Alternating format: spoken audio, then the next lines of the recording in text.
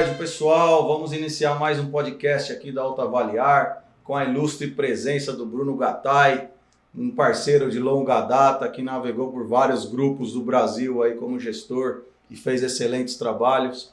Também temos aqui o Diego, que é diretor na AutoAvaliar, né, na Sudeste, Centro-Oeste e Sul do país, e vem fazendo também um excelente trabalho, trazendo ganho para esse mercado de seminovos usados que é tão importante para esse mercado automotivo brasileiro.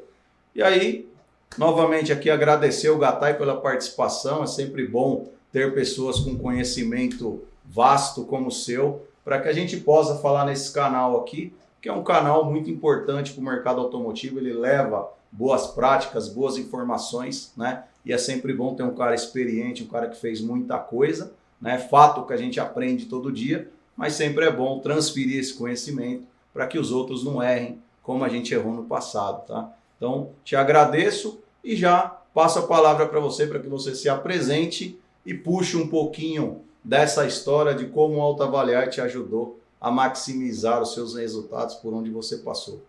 Bem-vindo, Gattai, vamos lá. Obrigado, coisa boa, bom demais estar aqui. É uma empresa que eu tenho um carinho especial, que a gente passou aí bons bocados durante esses anos, desde a implementação do processo. E realmente eu sou um idealizador, uma pessoa que curte a parte da tecnologia voltada para o mundo do negócio.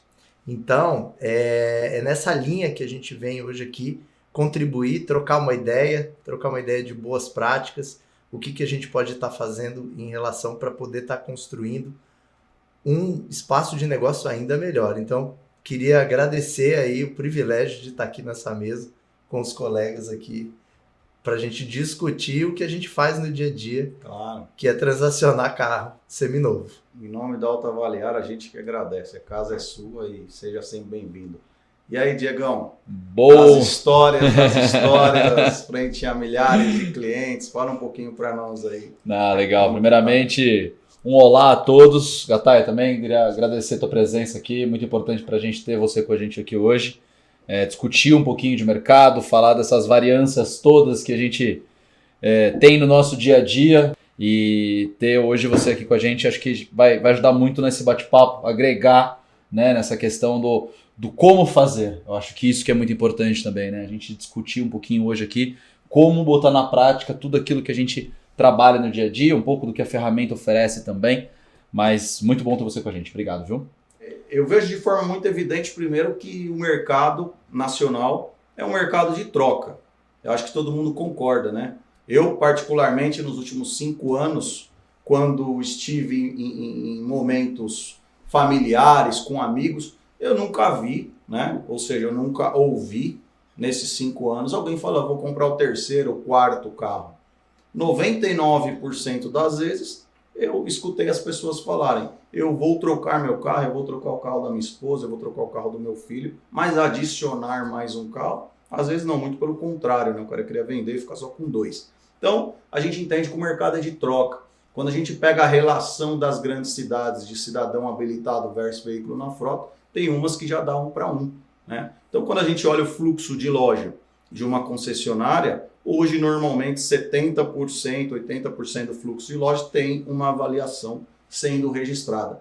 E se a gente não for profissional, ou seja, se a gente não estabelecer um processo para essa gestão de compra, fatalmente eu vou atrapalhar a venda. Por quê? Porque eu não tenho isso bem pavimentado ao ponto de precificar o carro de uma forma justa, tá certo? Explicar os motivos pelos quais o meu cliente está recebendo aquele preço.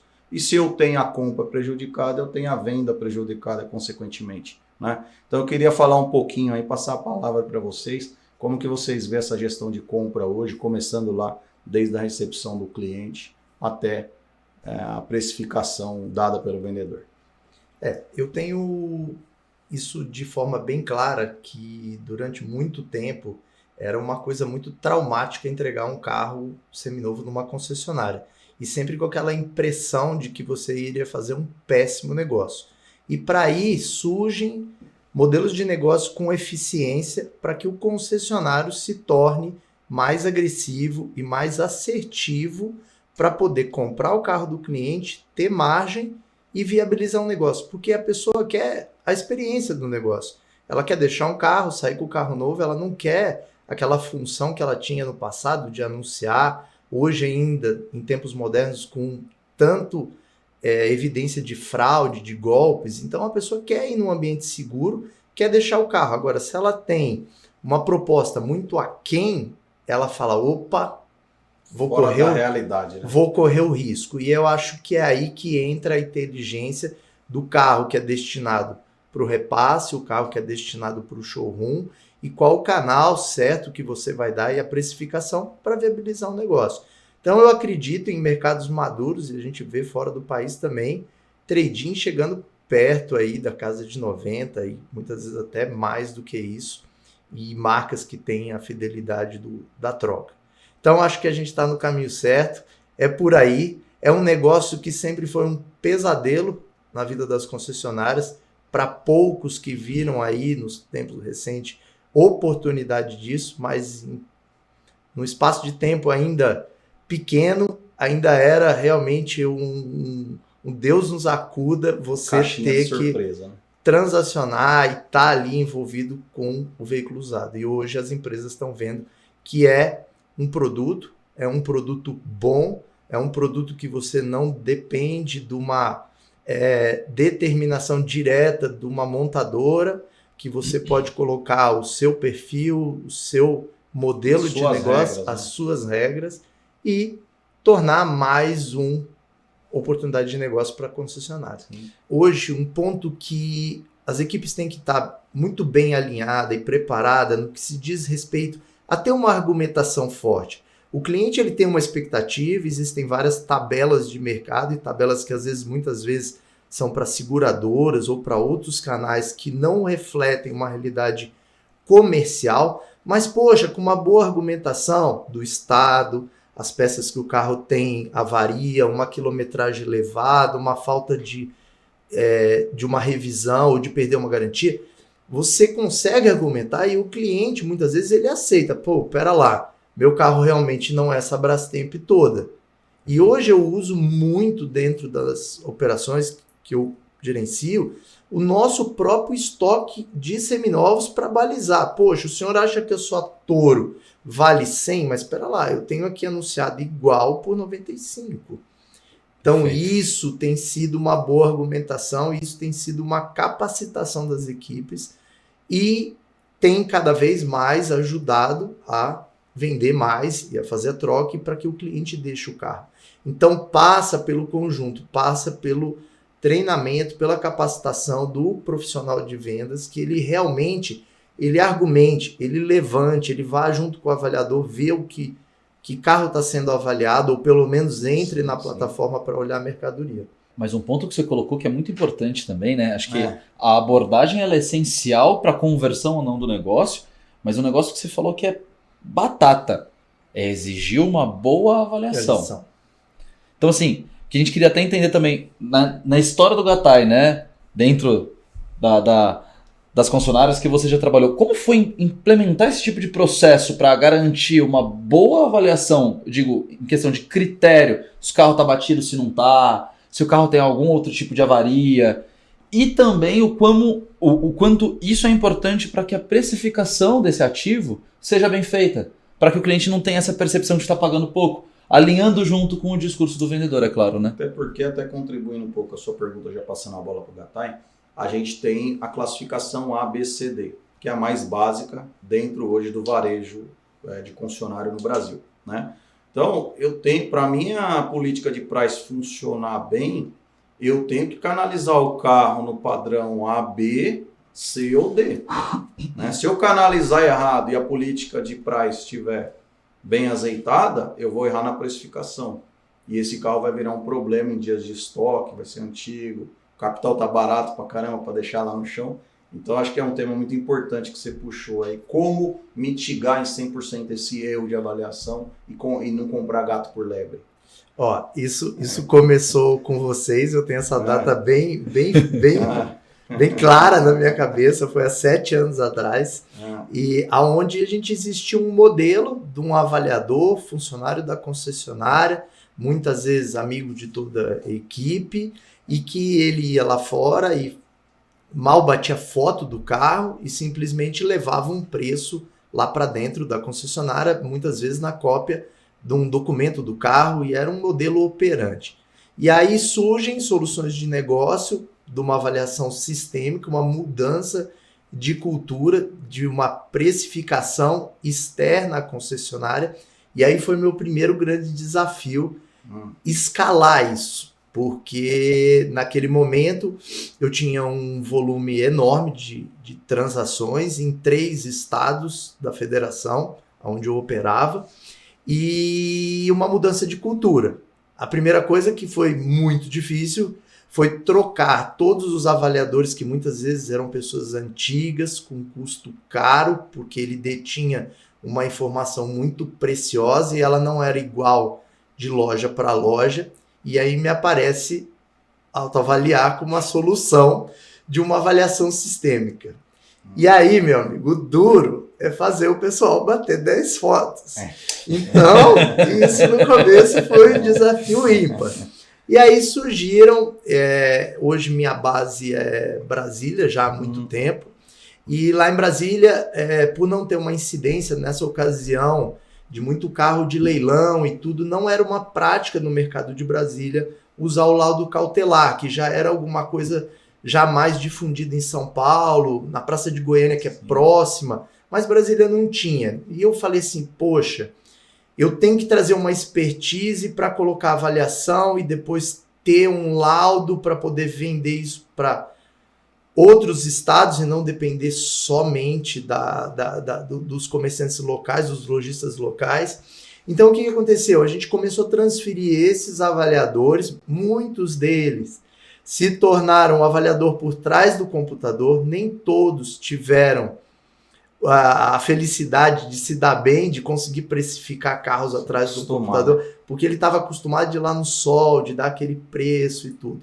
Então essa mudança foi muito interessante, foi uma mudança traumática, mas quando o negócio começou a acontecer e você via uma avaliação, e no caso, muitas vezes o cliente roda as mesmas lojas do grupo dentro da mesma capital, então o que acontecia? Você via o movimento dele, você conseguiria replicar as avaliações, e entre avaliadores, num papel, numa fotocópia que tinha um preço, você não conseguia ter aquilo. Então, não fica sistematizado, né? O que acontece? O benefício e a cultura, e aí foi água mole em pedra dura, porque eu brinco com essa passagem que como se fosse uma torada, aonde estava todo mundo torcendo, não era pro toureiro, era pro touro, porque ninguém queria fazer avaliação, de tirar foto, de falar que ocupar espaço do celular, ou porque o avaliador não era mais um cara profissional que dava o preço ali em 5 segundos. Demora muito, né? Demora muito para bater foto, demora muito ir para um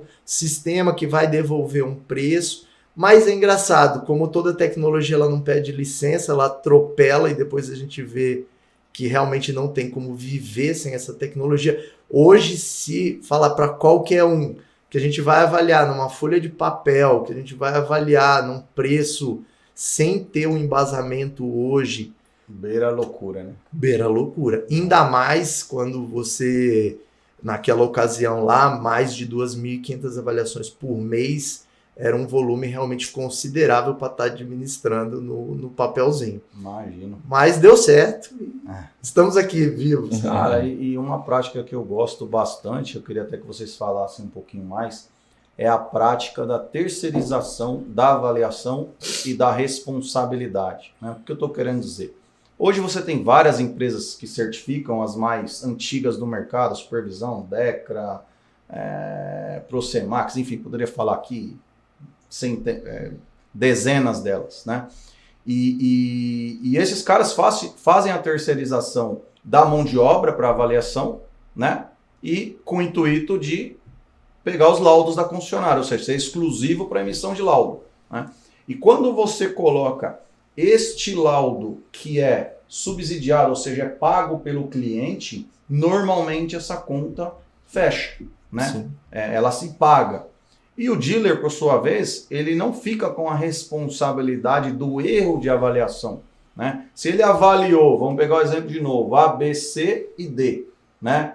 E a empresa de vistoria falou que o carro era A, e quando ele vai averiguar, ou seja, quando ele vende o carro é um D, porque a seguradora negou, quem compra esse carro é a empresa terceirizada, que ela responsabiliza aquele colaborador, né? Então o dealer fica mais na esfera de comprar e vender, ou seja, olhar o financeiro e não as características do produto. E eu acredito bastante. Como que você vê esse movimento aí? Eu vejo alguns grupos fazendo, mas tem muito espaço ainda. Eu acredito que tem a restrição ainda quanto a isso. E eu, na cadeira de gestão numa concessionária, com certeza eu adotaria esse método. Hoje, volto de novo ao exemplo que foi dado aqui, que eu falei anteriormente. Você coloca o especialista na ponta para precificar em série, ele normalmente está distante do carro, atrás de uma tela do computador, recebendo uma informação fidedigna, que você vai calibrando. Aonde que esse casamento deu certo?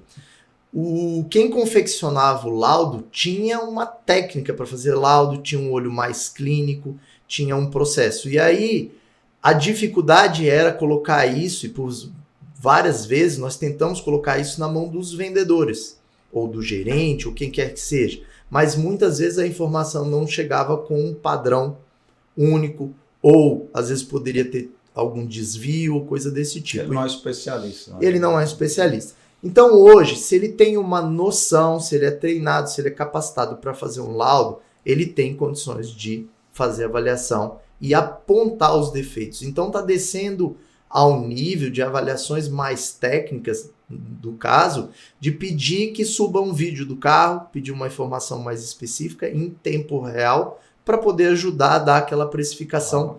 E você não precisa, vamos falar, você tem um universo de 10 concessionárias, você não vai precisar ter 10 especialistas, um em cada unidade. Você tem um especialista por trás, no back, precificando, e técnicos na ponta num custo bem mais baixo. E entra também na condição que você já amarra um serviço que você cobra por ele, que é a certificação do veículo, em contrapartida que ele faça a avaliação. Então a conta começa a ajustar, torna interessante, e até também eu gosto muito dessa parte da terceirização, porque ele acaba tendo um número de pessoas maior para me cobrir férias, para me cobrir uma doença, para me cobrir um feirão que eu vou precisar de uma quantidade maior de avaliadores para um evento que tenha um fluxo maior. E muitas vezes você, quando tem essas pessoas contratadas, você não conseguiria ter essa movimentação de forma ágil. Então acho que tudo veio para contribuir e criou um mercado excelente. Várias empresas cresceram em cima disso. Sim. E hoje operam não só em laudo, como na avaliação das concessionárias. Eu acho que está cada vez mais importante, assim, chego a beirar dizer que está essencial. Sim. Né? Você ter um avaliador perito na ponta, seja ele terceirizado ou não. Eu acho que o terceirizado ele é o melhor caminho, porque acaba caindo muito no que você falou, você amarra com o custo do laudo que o consumidor final vai pagar e você acaba saindo esse serviço. Fato, né? E você terceiriza. Isso. Então, assim, eu acho que vale mais a pena. Agora, esse lado técnico todo ele é muito importante, como você disse, para a informação chegar redonda na mesa, né? A pessoa que vai precificar, ter certeza, ter confiança que aquela informação ela é verídica, não tem nenhum tipo de erro. Às vezes, não digo nem mal intencionado, mas pelo calor do momento, tô fazendo uma negociação, você citou o vendedor, tô fazendo uma negociação, tô preocupado com a venda do zero, os valores que eu vou ter que ajustar aqui para poder garantir a venda, eu tô pensando em duas coisas ao mesmo tempo. Então, o trabalho ele não é 100% focado. Mas é muito importante também, na minha opinião, o papel do grupo, quando a gente fala de estabelecer alguns critérios para esse avaliador terceirizado. Porque, por mais que a responsabilidade seja dele de garantir a qualidade da informação sobre um determinado veículo que está sendo avaliado, é muita responsabilidade do grupo adotar critérios de alguns padrões. Eu preciso que a avaliação chegue desta forma para a mesa, com essa sequência de fotos, você indicando as avarias desta forma para que fique claro para a mesa, porque depois ele pode utilizar dessas fotos para poder vender o carro, por exemplo, num repasse da vida, alguma coisa assim, né? E também o processo de classificação e finalidade desse veículo. Então, você tem um avaliador terceiro na ponta, apontando tecnicamente qual que é o defeito do carro, o que o carro tem para fazer, porque a gente sabe que o seminovo ele é único, né? Então pode aparecer 10 touros usadas para você avaliar, cada uma vai ser de um jeito, mas o critério tem que estar muito bem estabelecido pelo grupo também do que fazer com essa informação. Então se o carro ele tem X mil reais de custo de reparo em cima de avaria, ele entra para uma classificação A, considerando uma curva ABC do grupo, né? Fazendo a força de venda dele ali também, e como você vai ter seu estoque posicionado, o quão isso também vai influenciar na precificação. Então eu acho que você ter o avaliador técnico é um começo de trabalho, porque você tem uma pessoa fria que não está envolvida na negociação, e isso, a parte da terceirização é muito importante. Isso é importante isso. Não porque tem emoção. Não tem emoção. Ou é ou não é. Pô, vou cantar esse carro aqui dessa forma porque eu preciso que pague forte nele. Vou, às vezes, ocultar. Pô, tem um risquinho aqui. Ah, isso daí não é nada. Isso aí não dá nada, não. Não vou nem informar. Porque você já tá na cabeça que você precisa vir com uma paga forte porque o cliente tá lá na sua orelha pedindo FIP, né? Então, você ter uma pessoa fria. E do lado da concessionária também ter uma pessoa fria olhando só para preço de seminovo.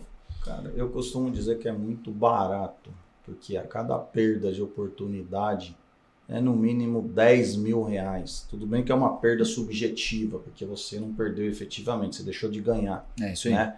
Mas, pô, o cara tá vindo com um carro, de repente, 30 mil quilômetros, sem nenhum retoque. É um produto diferenciado. Mas quem não sabe avaliar não consegue identificar isso e transferir essa realidade para a mesa, porque a mesa poderia pagar mais. Então é um carro que poderia dar 5, 6 mil reais de resultado para a concessionária, tá certo? Assim como o zero também. Então a cada perda dessa é no mínimo 10 mil reais que fica, né? E também a cada ganho de um carro ruim, mal avaliado, é um grande prejuízo que fica no inventário da concessionária.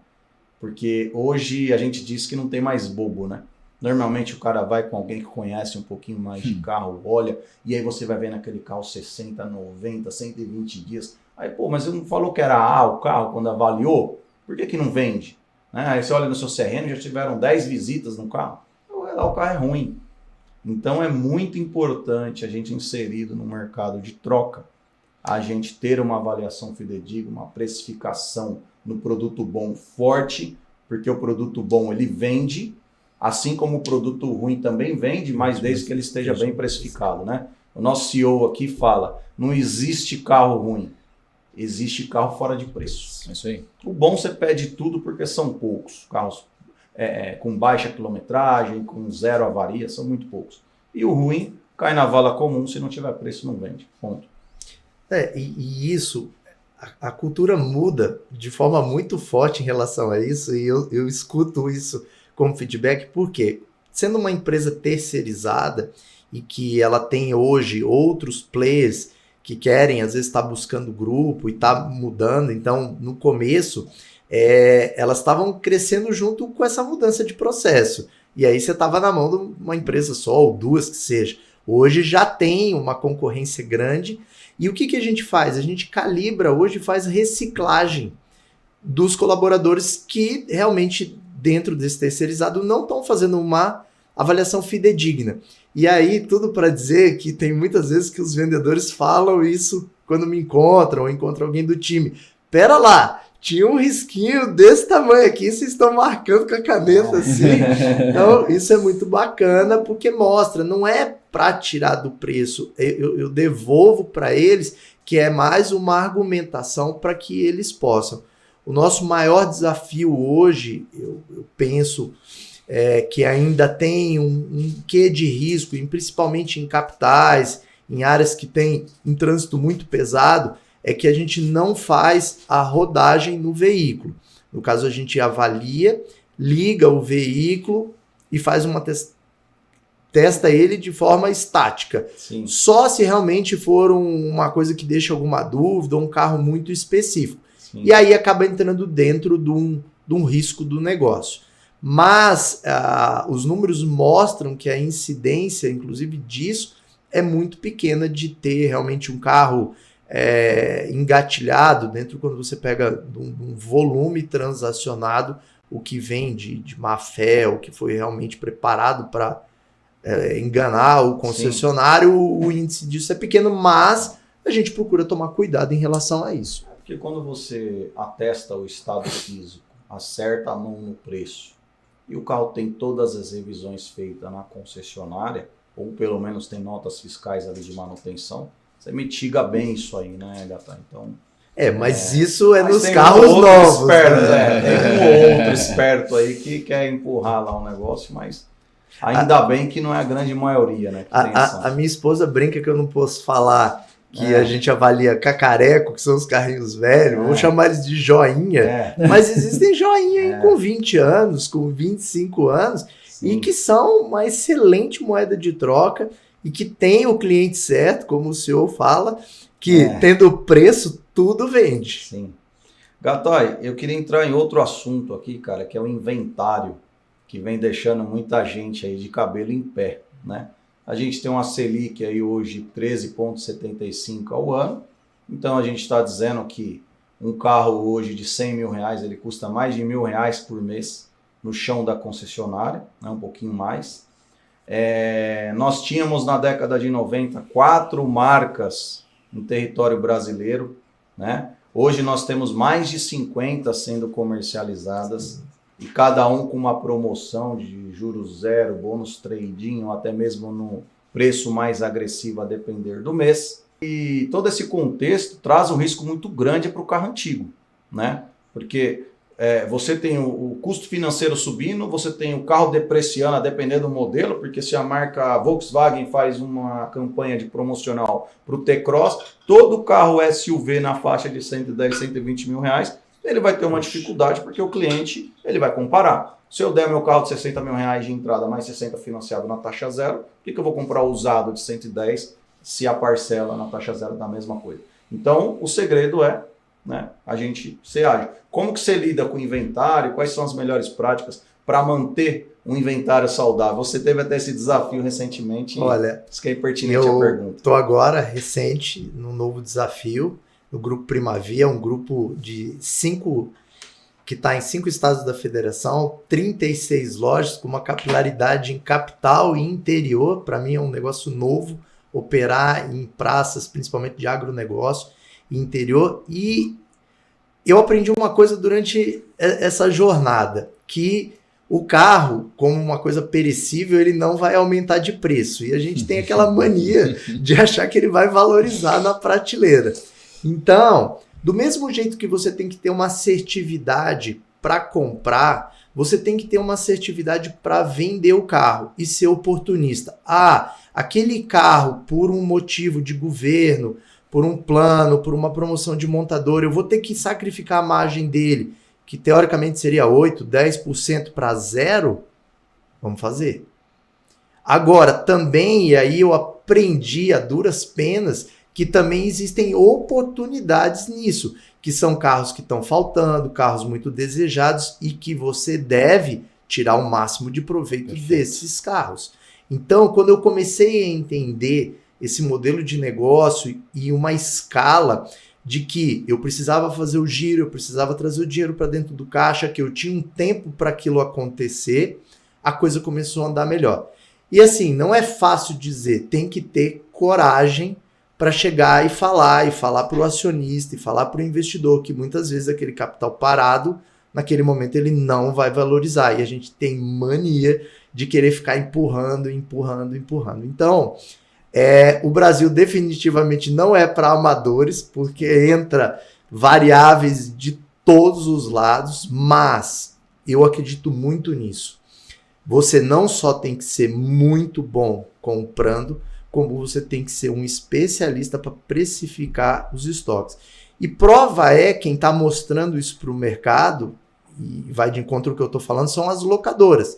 Elas brincam com o preço ali conforme o mercado. Poxa, veio a promoção agora das montadoras, eles foram lá e calibraram 3%, 5% de desconto. Sim. Foi pouco, foi muito. Daqui a pouco o mercado normaliza, ela vai lá e ajusta aquele preço para cima ou para baixo. Então não achar, mais uma vez, não achar que carro seminovo vai valorizar, como a gente viveu uma coisa inédita na pandemia, que aí lá sim tiramos proveito daquele momento. Mas aquilo ali se passa muito também do que aconteceu na pandemia, porque estava muito desregulada a questão de oferta e demanda. Sim. Eu acho que isso é um ponto crucial para essa equalização de estoque. Né? Você ter uma leitura muito imediata e ter muita consciência sobre o que a tua região está praticando nessa questão de oferta e demanda e trabalhar também muito bem a questão do mix de estoque. Você equalizar a tua compra, já sabendo a tua força de venda em determinada praça, em determinada concessionária. Então você ajusta a tua precificação considerando o mix de estoque, considerando o tempo que você precisa vender esse carro para poder garantir uma determinada rentabilidade. Eu particularmente também tenho a visão de que então oferta e demanda, mix de estoque e a timeline desse próprio estoque. Você ter a consciência de que depois de 60 dias que o capital está congelado, com uma taxa Selic, como o Geraldo muito bem colocou, batendo quase 14%, a gente está falando aí de, vamos arredondar 1,1% ao mês de custo de capital imobilizado. Quando você junta isso a 60 dias, gente, num carro de 100 mil são mais de R$2.000 parados que deixou de ser rentabilizado. Então, você ter uma timeline, falou, até 60 dias o vendedor tem para vender. A partir disso eu vou começar a trabalhar uma promoção no varejo, ou então eu vou queimar esse carro no atacado para poder girar realmente, poder garantir que eu coloque esse dinheiro dentro do caixa. E um ponto que eu acho que eu concordo muito com o que o Gattai falou, é não ter esse medo. Né? Então, eu vou maximizar, muita gente fala de pacote, né? Vender pacote. Não, o carro que é ruim, entre aspas, na verdade ele está parado no estoque, você já não tem mais margem para poder trabalhar ele, é você queimar, empatar, que seja, e o carro que é bom você ganhar o máximo possível, porque aí você vai equalizar essa grana quando você vê a última linha ela tá azul, né? Então é um trabalho muito minucioso, que a gente falando assim parece que é muito simples, né? É mágico fazer o negócio, é tranquilo, mas no dia a dia precisa estar muito bem reguladinho os processos para que você não caia nisso. Né? Uma coisa é, regulei o estoque, e agora como é que eu não volto a ter esse estoque desregulado? Né? É um trabalho muito minucioso. O que está sendo mandatório hoje é giro de estoque. Né? A gente não pode olhar mais o negócio dando resultado em partes. A gente tem que olhar o capital investido em todo o estoque de seminovos e garantir que esse capital gire na Fazer a conta do ROI, né, Geraldo? Né? Fazer a conta do ROI. Né? Então, assim, eu realmente acredito que quem tem estoque acima de 90 dias está com uma exposição enorme. Né? Ele está girando 50%, 60% do estoque no ciclo de 30 dias e aqueles outros 30%, 40% está ficando podre. E na hora de renovar isso, muitas das vezes você come o resultado de 6 meses. Por quê? Porque se você colocar o custo financeiro daquele carro parado e a depreciação, o que você girou ali nos meses anteriores acaba não valendo a pena. Então é muito importante a gente realizar o estoque no tempo mais rápido possível. Eu não vejo outra forma, com 50 marcas no mercado, taxa Selic, e cada hora um inventa alguma regra aí que afeta diretamente no preço do carro usado. A gente sabe que essa questão do inventário é um problema grande por todos os fatores que a gente já falou. Né? Inclusive a Alta Avaliar está trazendo um produto novo para o mercado chamado Cara Invest, para auxiliar os dealers nessa gestão. Né? A gente vê estoques antigos por diversos motivos, ou seja, estoques velhos, inventários velhos por diversos motivos. Né? Porque o cara avaliou errado, ele achou que o carro é bom, o carro é ruim, pagou forte. 2, que é muito importante, às vezes você está com uma concessionária em bairros mais afastados, grandes centros, com poder de compra menor, ele está avaliando e comprando no ticket médio de 100 e nos últimos 90 dias ele tem uma média de venda de 50, 60. Né? Aquele modelo ano e versão não é bom para aquela determinada região, ele continua comprando porque ele tem a pressão da venda do 0 km. Então o Cara Invest vai fazer todo esse balanceamento para que você entenda se esse carro é viável quanto à precificação, quanto ano, modelo e versão, até para que você destine ele de forma correta. Né? Porque se ele é viável para aquela região, eu vou varejar. Se ele não é viável, eu coloco no marketplace onde eu tenho abrangência nacional e com certeza eu vou ter um candidato bom para aquele carro. Então, o Cara Invest vai ajudar bastante nessa questão do giro do estoque, acredito bastante. E eu acho que isso é muito importante do que o Geraldo está trazendo, porque assim, a gente tem muito na cabeça do avaliador, do vendedor, de todo mundo que é de mercado, na verdade, né? Esse carro vende bem, esse carro não vende. Esse carro vende rápido, esse carro não vende. Tá bom, cadê a matemática aplicada nisso? Vamos tirar do achismo, vamos trazer para a esfera factual. matematicamente como funciona essa correlação de oferta e demanda para esse determinado ano, modelo e versão nessa região. Então essa proposta eu acho que traz muito valor para a precificação e para a gente não deixar estoque obsoleto também nas concessionárias, né? Não, isso tem tudo a ver, porque você pega em regiões que não tem o apelo, às vezes, de uma marca, de um produto, e aí entra a solução da plataforma de você vender para fora da sua geolocalização e você vender para outros estados. E eu brinco assim, como é que tem lojas dentro, falando do mercado de Brasília, eu tenho uma loja parceira que ele se especializou em, por exemplo, nas marcas francesas, que sempre foram marcas, teoricamente, para vender o carro usado com um nível de dificuldade maior do que uma Toyota, uma Honda, Sim. uma Hyundai, em giro de revenda. E aí você fala assim, poxa, o cara é especialista naquilo. Então, é você olhar para... Se você tem expertise para vender aquele carro, beleza, você vai vender, vai comprar. Se você não tem, como que você vai passar? Ou se você não está numa praça que aquele produto não encaixa. Por exemplo, é desesperador para um grupo, muitas vezes, que não trabalha com carros de alto valor agregado, pegar um carro acima de 300, 400 mil, porque não é a praia dele, não é o negócio Sim. que ocorre todo dia na ponta. Então, você vai podendo e aí você começa a conseguir navegar, porque você fala, pô, eu não tenho expertise para isso, vou viabilizo o negócio, ganho menos, mas tá feito o meu negócio. Acho que é legal só, se possível, você contar um pouquinho. Hoje, você contando como você faz tudo isso, é muito legal de ver, né? E talvez o pessoal que está assistindo não tenha noção do tamanho da operação que o Gattai toma conta hoje, que ele arbitra todos esses pormenores que a gente falou. Qual que é o tamanho da operação hoje que você toma conta da maneira que você está falando aqui pra gente? Hoje são 36 concessionárias, 10 marcas diferentes, 5 estados da federação. Nós estamos fazendo mais de 2.000 avaliações por mês e transacionando hoje na ordem de 400 carros seminovos entre repasse e showroom.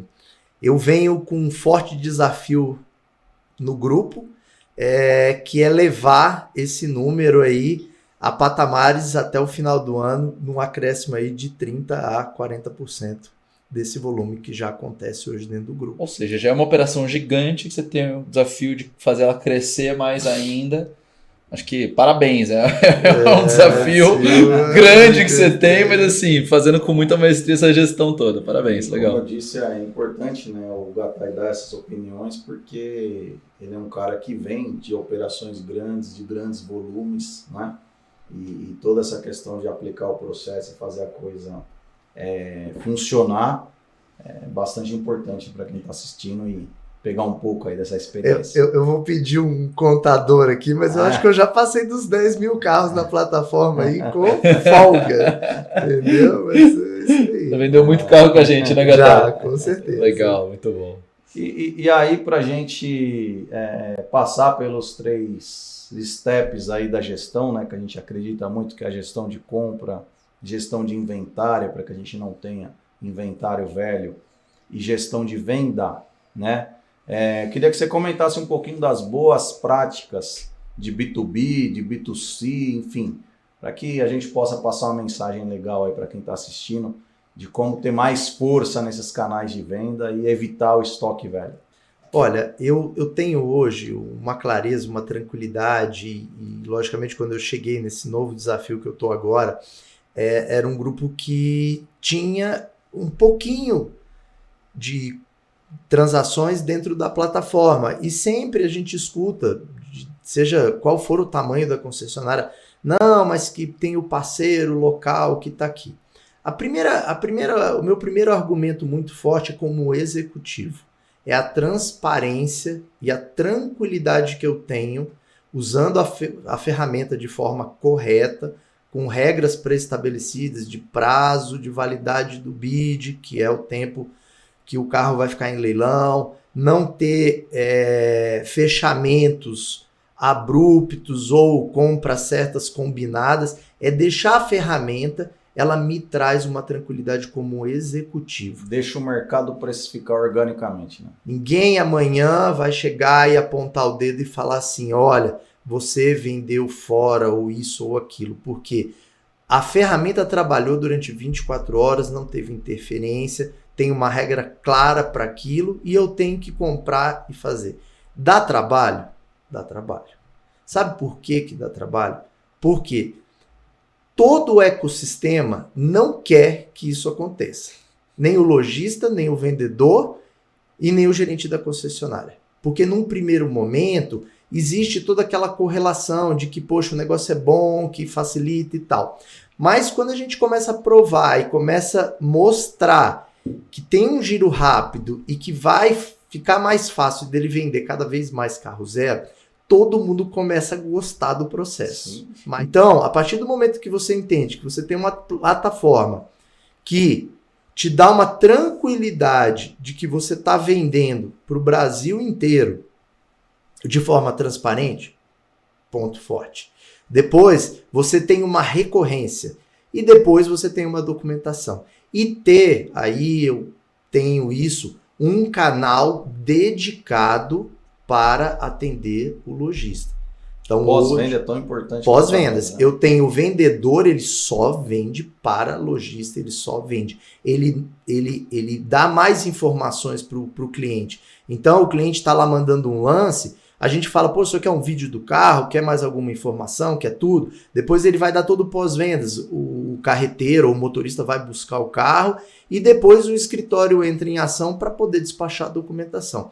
Então, quando você tem tudo isso, o ambiente fica muito tranquilo e muito seguro para o lojista. Porque pensa, eu, no começo, lá atrás, eu fui lojista durante muito tempo e o que acontecia? Era a insegurança de você pegar um carro e o carro entrar uma penhora, ter algum problema mais grave, principalmente de restrição, e você ficar. E você comprando de um concessionário, você tem a segurança que o concessionário está lá, se der qualquer problema ele vai pegar o carro de volta, pelo menos é o que eu prego nas operações por onde eu passei, essa postura de negócio. Segurança. A segurança. E aí o lojista fala, poxa, eu consigo estar sempre comprando disso. E agora sim, para fechar, é aquilo que eu falei. Eu operei num modelo diferente, eu operava só na Praça de Brasília, e agora eu estou operando em 5 estados, e carros diversos.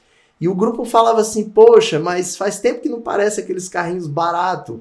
Abaixo de 10 mil, e começou a brotar. E eu brinco, olha, se tiver documento e passar no Detran, meu amigo, tô fazendo negócio. Então, não tem o que o grupo Primavia hoje não transacione. Show de bola. Então, excelente bate-papo. Espero que todos aproveitem aí as dicas. Obrigado mais uma vez, Gattai, de compartilhar sua experiência conosco, né? Como eu disse, é uma experiência vasta de grandes negócios, de grandes volumes. E eu acho que o pessoal vai absorver bem. O Diegão aí sempre dando boas pílulas de conhecimento. E a gente fecha aí mais um podcast Autoavaliar com chave de ouro. Obrigado, Léo, aí também, que está fazendo as filmagens por trás das câmeras. E até a próxima. Valeu. Obrigado, gente. Obrigado. Valeu.